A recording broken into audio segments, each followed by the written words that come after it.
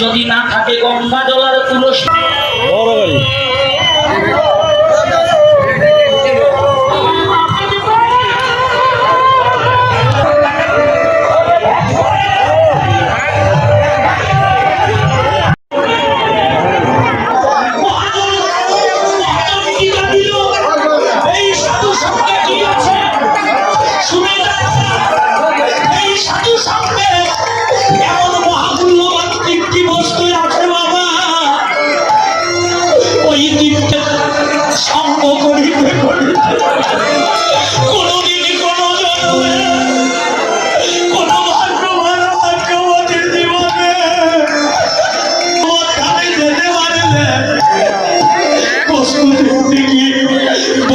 কবি টিকা নিলেন ভক্তের পদধূলি আর ভক্তের পদজল ভক্তের ভুক্তা অবশেষ। ধুলি তো ঘরে ঘাটে অনেক আছে, ধুলি তো বাসার সামনে অনেক আছে। না বাবা, এই ধুলি সেই ধুলি নয়, এটা হলো বৈষ্ণবের পদধূলি। বৈষ্ণবের ধুলি যদি পরে গঙ্গার জলে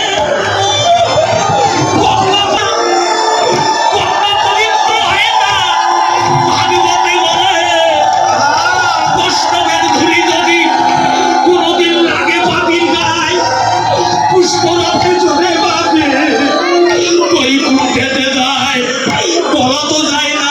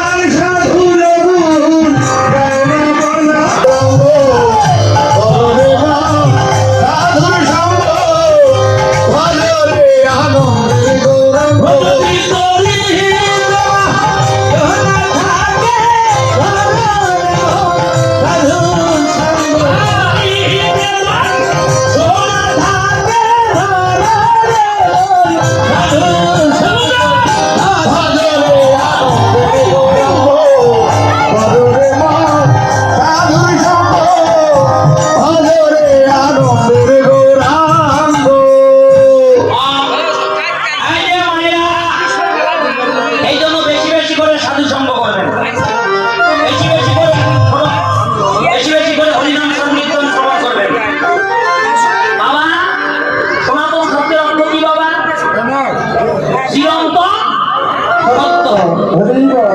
যাওয়া ছিল বর্তমান আছে, পৃথিবী যতদিন থাকবে সনাতনের অস্তিত্ব ততদিন থাকিবে।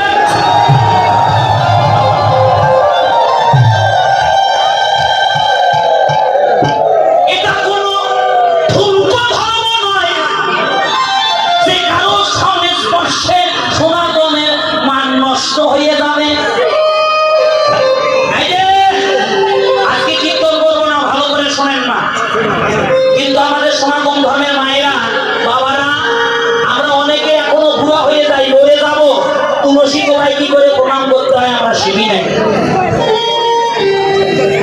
কি বাবা ভুল বললাম? সাধুগুরু বৈষ্ণব আসলে আমরা চিনি না, সাধুগুরু বৈষ্ণবের কাছে মাথাটা নত করতে চাই না। দাদা ভাইরা কথাটা ভালো করে শোনেন।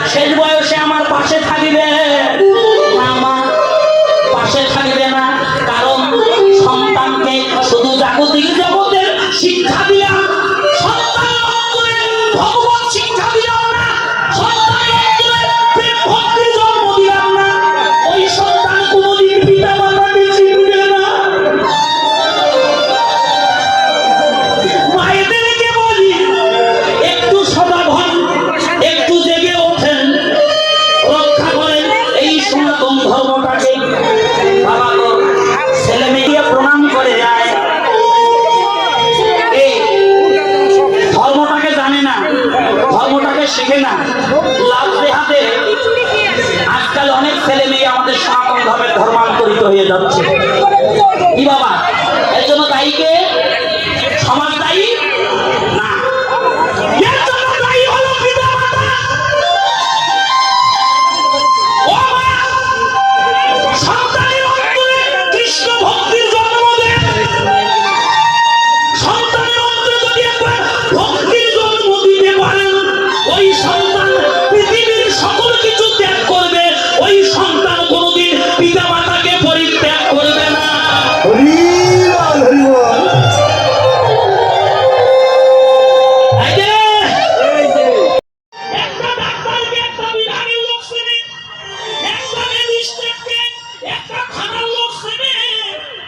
কিন্তু বংশে যদি একজন কৃষ্ণ ভক্তের জন্ম দিতে পারেন, এই কৃষ্ণ ভক্তের পাওয়ার কত বড় জানেন? ও মা, পিতৃকুল 14 পুরুষ, মাতৃকুল 14 পুরুষ, 14 দুগুণ কত হয়? কত? 14 দুগুণ 28। কত? 28। এই 28 কুল কেউ যদি নরকে থাকে, বংশে একজন কৃষ্ণ ভক্ত থাকলে এই 28 কুলের সবাইকে উদ্ধার করার ক্ষমতা রাখে। প্রমাণটা মায়েরা শুনে যান, প্রমাণটা শোনেন, আমার মুখের কথা নয় বাবা। মহাভারতে টিকা দিল অর্ধমণির পুত্রকে সিদ্ধমণি বাবা, ওই বৃদ্ধ বাবার অবশিষ্ট যেটুকু থাকে নিতে পারে, যদি না থাকে গঙ্গা জল আর তুলসী। তোমার ভক্তিতে আমি সন্তুষ্ট হয়েছি, তোমাকে আমি আমার বৈকুণ্ঠে নিয়ে যাব। সিন্ধু কাঁদিতে কাঁদিতে দৌড়ে গিয়ে এক হাত দিয়ে পিতার দুটি চরণ জড়িয়ে ধরে, আর এক হাত দিয়ে মায়ের দুটি চরণ জড়িয়ে ধরে